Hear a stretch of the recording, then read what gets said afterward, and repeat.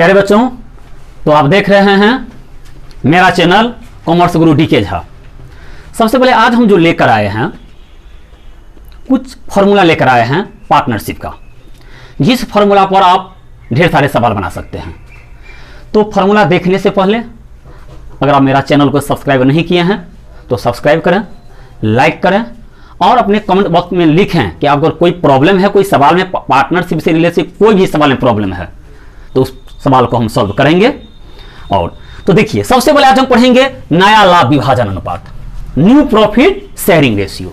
ये नया लाभ विभाजन अनुपात होता क्या है? नया लाभ विभाजन अनुपात कि यदि किसी फॉर्म में, साझेदारी फॉर्म में, मान लिया जाए ए बी सी किसी कंपनी के साझेदार है, एक फॉर्म चला रहे हैं ए बी सी, अब बाद में आ गया डी, तो ए बी सी ये ओल्ड पार्टनर हुए और डी जो बाद में आया वो न्यू पार्टनर हुआ। और व्यापार में न्यू पार्टनर का भी एक महत्वपूर्ण स्थान है। तो A B C old partner हुए और डी जो बाद में आ गया वो न्यू पार्टनर हुए। तो ए बी सी और डी जो आया तो कुछ लेकर आएगा।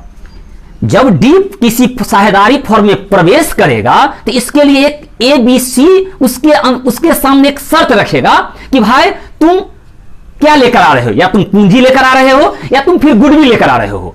तो ए बी सी जो ओल्ड पार्टनर है और डी जो बाद में आया वो गुडविल लेकर आया।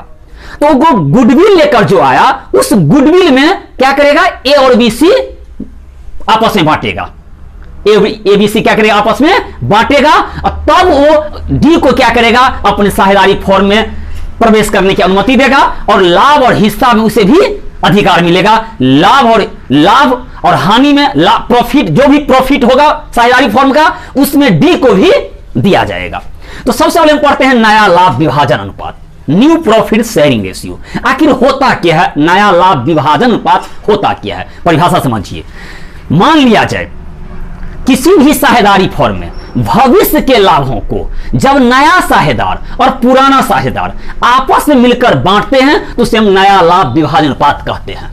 फिर समझिए, भविष्य के लाभों को नए और पुराने साझेदारों के द्वारा आपस में जो बांटा जाता है, जो आपस में जो बांटने की क्रिया होती है, जिस अनुपात में वो आपस में बांटते हैं वो नया लाभ विभाजन अनुपात कहलाता है।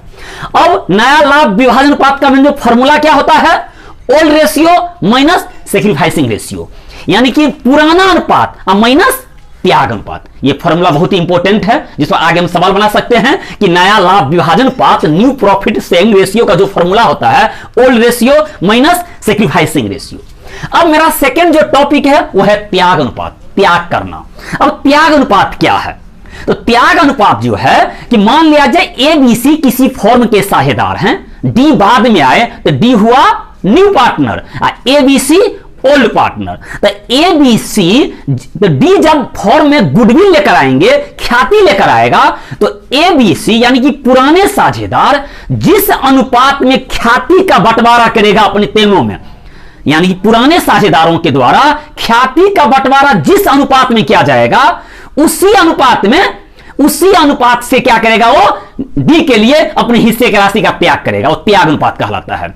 यानी कि पुराने साझेदार के द्वारा नए साझेदार के लिए अपने हिस्से का जो राशि त्याग करता है वो त्याग अनुपात कहलाता है। ए बी सी पुराने साझेदार है, डी नया साझेदार है, तो ए बी सी अपने हिस्सा में से डी के लिए जो भाग त्याग करेगा वो त्याग अनुपात कहलाएगा।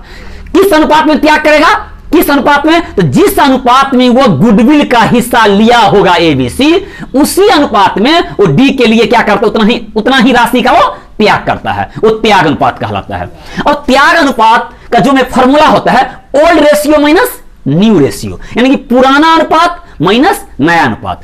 पार्टनरशिप में अनुपात का एक महत्वपूर्ण स्थान है, रेशियो का भी एक महत्वपूर्ण योगदान है और पार्टनरशिप बनाने के लिए हमें रेशियो की जानकारी रहना बहुत ही जरूरी है। इसलिए इसमें ढेर सारा जो सवाल हम सॉल्व करते हैं उसमें रेशियो की जरूरत पड़ता है।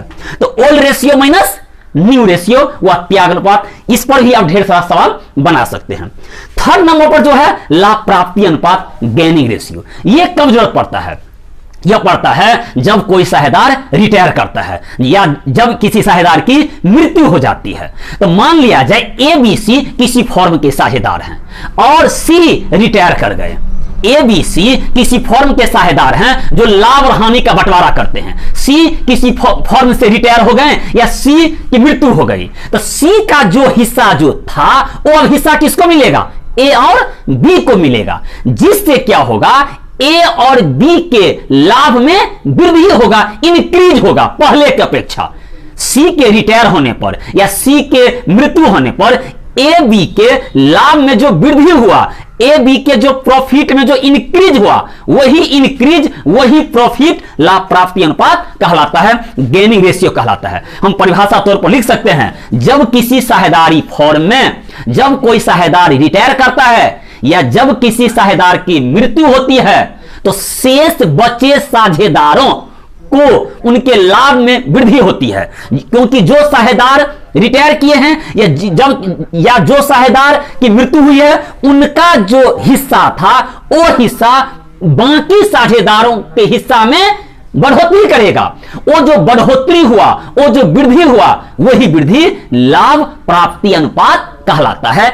मान लिया जाए ए बी सी एक कंपनी के साझेदार है, सी रिटायर कर गया या सी मर गया, तो सी का जो हिस्सा था अब वो ए और बी क्या करेगा? उस हिस्सा को लेगा। इससे ए बी के हिस्सा में क्या हुआ?